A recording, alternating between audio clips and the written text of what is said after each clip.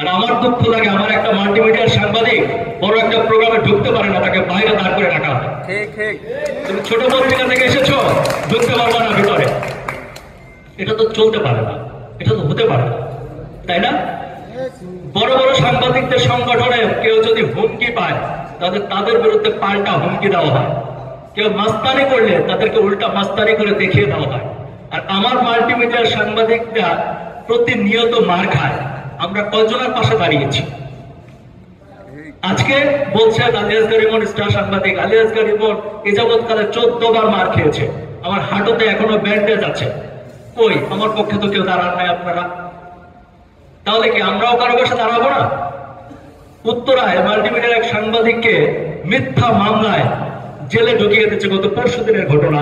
আর এক সাংবাদিক, কারণ তার পাওয়ার, সে মেইন স্ট্রিম মিডিয়া একটা পত্রিকায় কাজ করে, আর ওই ছেলেটা অনলাইনে কাজ করে, তাকে একটা মিথ্যা মামলা দিয়ে জেলে ঢুকিয়ে দিয়েছে। এই অরাজকতা আর কত চলবে? আপনারা এগুলো মেনে নেবেন? এটা সুরাহা হওয়া উচিত।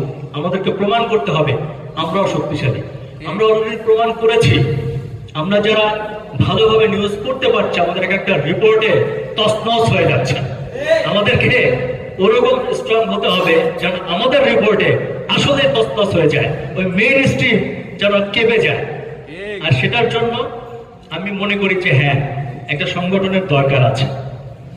কিসের জন্য? যারা নিরপেক্ষ তাদেরও তো একটা সংগঠন থাকে কথা বলার জন্য, তাই না? সেই সংগঠনে থাকতে হবে পরস্পরের প্রতি শ্রদ্ধাবোধ, পরস্পরের প্রতি ভালোবাসা, নিজেদের পরিবার মনে করতে হবে।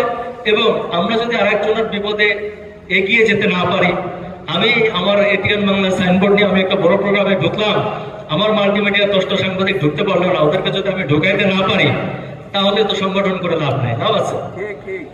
তো সংগঠন যদি করতে হয় প্রপারলি করতে হবে। এখানে প্রত্যেকটা ছেলে মেয়ের অধিকার নিশ্চিত করতে হবে। প্রত্যেকটা ছেলে মেয়ে একদম মেইন স্ট্রিমের সাংবাদিক যাদেরকে বলা হয়, তাদের চেয়ে যেন মর্যাদাপূর্ণ হয়। আমার এক ভাই বলে গেল যে আপনি দেখেন আগামী 5 বছর 8 বছর বাংলাদেশের এই ডিজিটাল সাংবাদিকতা কোন পর্যায়ে যায়। ইনশাআল্লাহ আমরা সেখানে নিয়ে যাব। সেটার জন্য আমাদের যা যা করতে হবে সেটা হচ্ছে যে আমাদের নিবেদিত প্রাণ হয়ে কাজ করতে হবে। আমাদেরকে কাজ শিখতে হবে। আমাদের অনেকেরই আছে উচ্চারণ ভালো না, লেখা ভালো না। যারা দুর্বল আছে, যারা ভালো করছে তাদের কাছ থেকে শিখতে হবে, এবং যারা ভালো করছে তাদেরকেও দায়িত্ব নিতে হবে অন্যদেরকে শেখার। তাহলেই না একটা সংগঠন হবে, তাই না? তাছাড়া তো সংগঠন হবে না।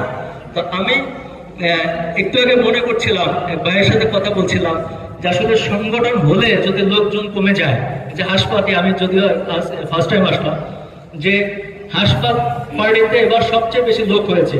সংগঠন করার পরে যদি লোক কমে যায়, আমরা যদি ইউনিটি ধরে রাখতে না পারি, সবাই যদি উজ্জীবিত হতে না পারি, তাহলে সেই সংগঠন করে কোনো লাভ নাই। বাংলাদেশে অনেক সংগঠনের জন্ম হয়, দুদিন পরে মরে যায়, কেউ দায়িত্ব পালন করে না, রেসপন্সিবিলিটি নেয় না, তাহলে সেই সংগঠন করেও লাভ নাই। আমি আপনাদের সকলকে অনুরোধ করবো, আমার আরো অনেক আফসোস আক্ষেপ ছিল, আজকে পুরোটা বলতে পারলাম না, আরো আছে, আমাদের অনেক রাত হয়ে গেছে। যাই হোক, আমি যেটা প্রত্যাশা করি যে সংগঠন যদি করতে হয় ভালোভাবে করতে হবে, এবং আমাদেরকে চ্যালেঞ্জ দিতে হবে যে অন্যান্য যে সাংবাদিকদের বড় বড় সংগঠন আছে তাদেরকে যেন আমরা বিট করে চলতে পারি, তাদেরকে যাতে আমরা চ্যালেঞ্জ দিতে পারি। আমাদের একটা ছেলে যদি মামলা খায়, আমি দেখেছি তার পাশে কেউ দাঁড়ায় না, আমাদের একটা ছেলেকে তুলে নিয়ে যায়, মাল্টিমিডিয়ার কোনো সাংবাদিক সেখানে যায় না। এই যদি চলতে থাকে তাহলে সেই সংগঠনে আমিও থাকবো না, প্রশ্নই আসে না। আমি আপনাদেরকে সবাইকে অনুরোধ করবো, সংগঠন করতে চাইলে ভালোভাবে করেন, তার আমাদের দরকার নেই।